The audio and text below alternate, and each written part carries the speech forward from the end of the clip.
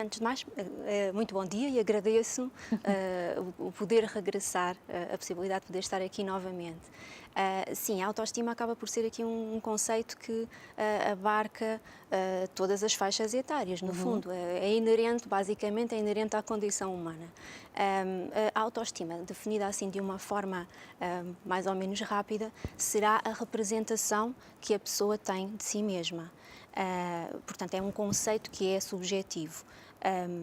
Por vezes confunde-se um pouco com outros e alguns autores consideram mesmo que são sinónimos, que é, por exemplo, o conceito de autoconceito e de autoimagem, mas a autoestima acaba por, na minha opinião, pelo menos diferir um pouco porque tem esta componente subjetiva. Portanto, é a forma como o sujeito se percepciona em determinado momento da sua vida. E até porque as próprias palavras são diferentes. Sim. Estima supõe que seja uma coisa boa. A pessoa estima-se. E supõe uma avaliação, não é? Uma avaliação, algo que, uma valoração daquilo que se está a passar.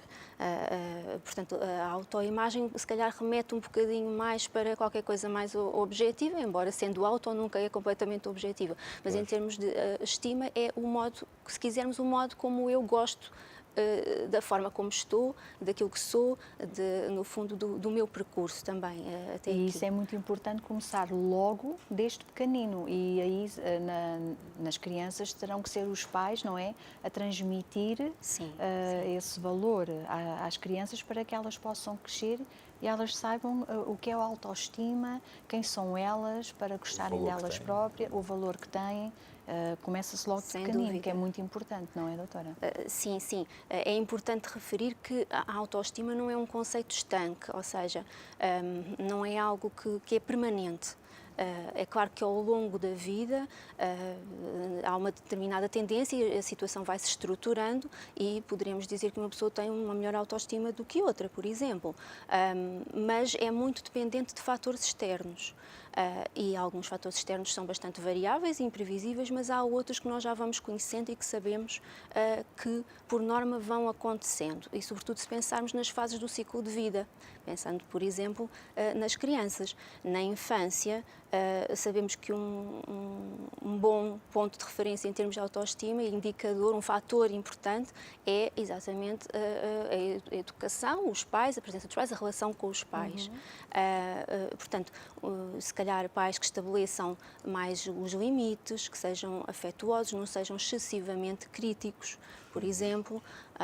Nem excessivamente também elogiadores, porque às vezes... Exatamente. Porque se a gente diz sempre que a criança pode tudo e mais alguma coisa e vamos ela a acreditar que nunca vai falhar na vida, ela vai ser uma frustrada.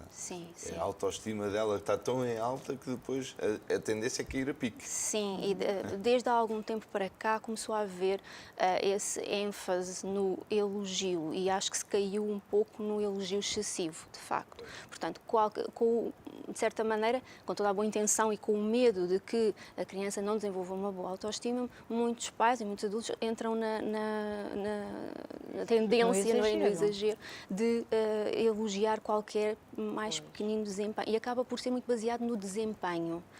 Não tanto, se calhar, no esforço que a criança está a fazer, mas no resultado. Sim, e a sociedade empurra-nos muito para essa tendência, não é? E, portanto, o elogio em excesso também não é desejável. Não quer dizer que se houve ali um sucesso óbvio e algo que está a acontecer e que não se elogie a criança, não é? Mas realmente o elogio em excesso faz com que quando depois esse elogio não surge, há um vazio enorme e a criança questiona-se porque é que não está a surgir o elogio e começa a surgir uma certa dependência também do ser elogiada. E não é tanto por aquilo que eu sou, mas sim por aquilo que eu estou constantemente a fazer, criando também situações de ansiedade já em fases precoces, não é? Como a infância. A gente deve usar aquele conceito de elogiar, corrigir e motivar. Sim, sim. Que é para... no fundo, para balancear a situação, trazer um equilíbrio e a criança se estimar por aquilo que é e não tanto pelo resultado daquilo que obteve, aquilo que é o esforço que fez, porque nem sempre quando se faz um esforço o resultado é o mais positivo.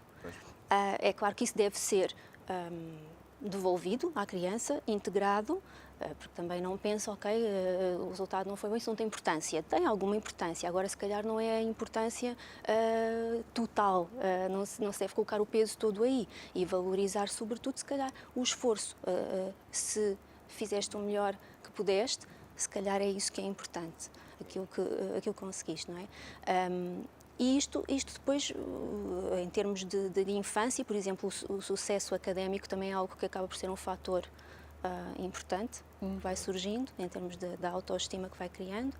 Passando depois na adolescência, a enfocar mais nas relações sociais, na interação com os pares, não é? E também na imagem física.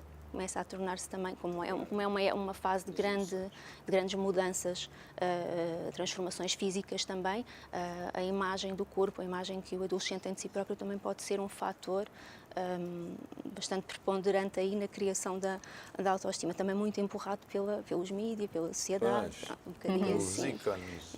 Exatamente, é um pouquinho por aí.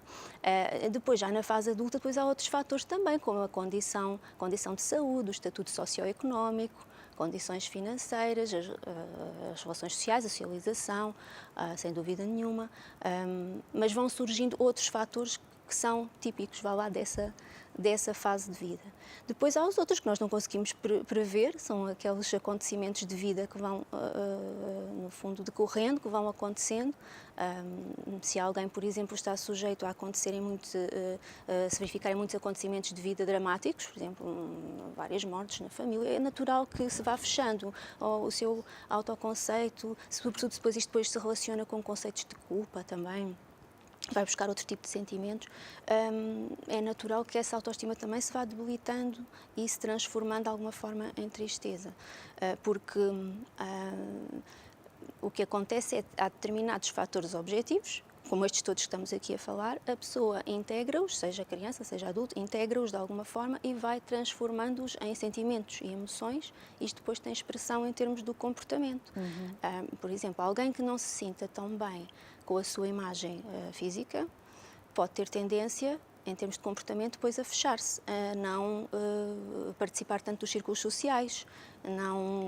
E quanto mais isto acontece, mais se percepciona como sendo incapaz em termos sociais.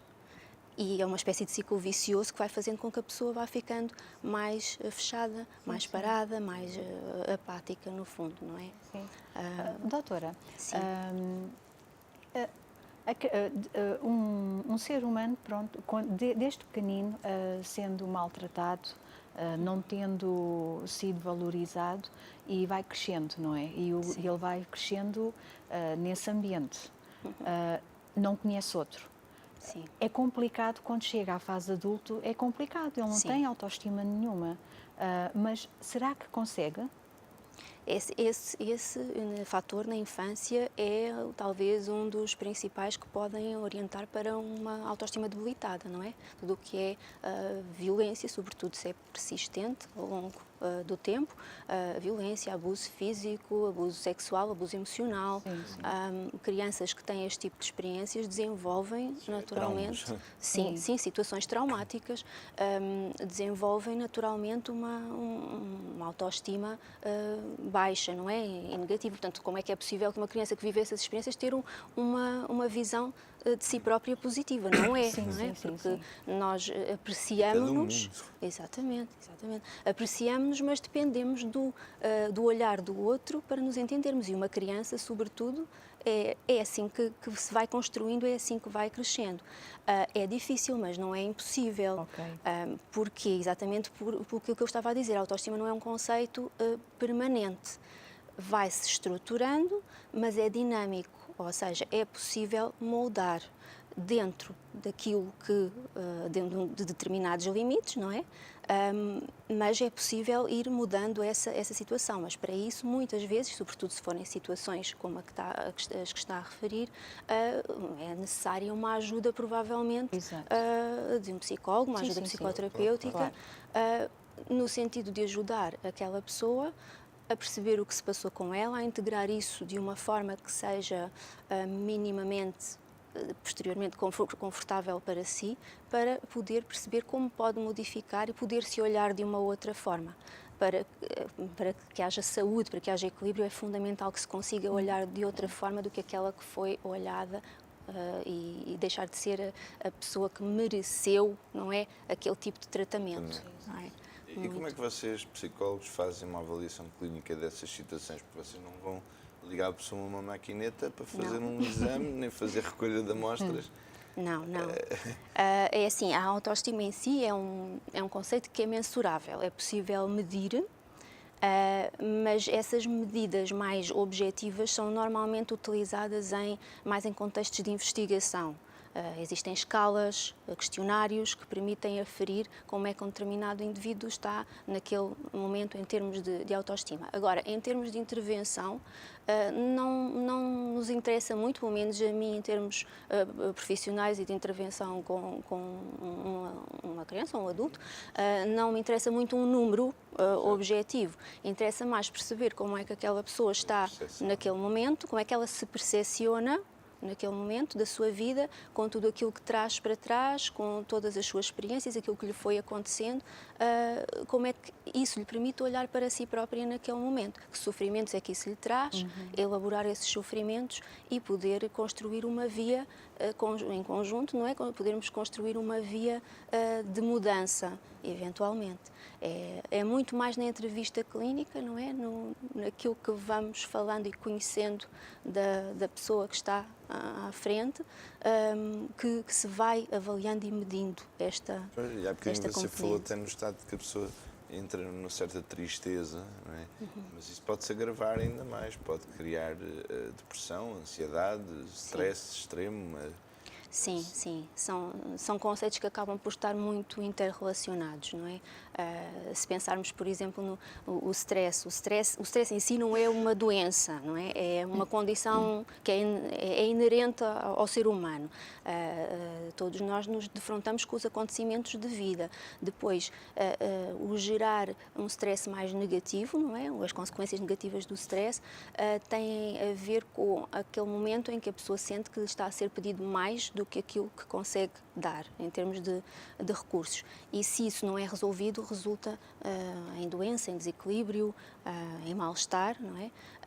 Se essa situação de stress for adequadamente resolvida, for integrada, a pessoa estabelece outro tipo de objetivos, de certa maneira passa à frente, no sentido de resolve e consegue seguir o seu caminho, aí já pode até ser um fator de desenvolvimento e de saúde. Portanto, promoveu, de certa maneira, a mudança. Portanto, estes diferentes fatores que acabam por influenciar a autoestima podem estar muito relacionados, de facto, com os fatores de stress que vão surgindo no dia-a-dia.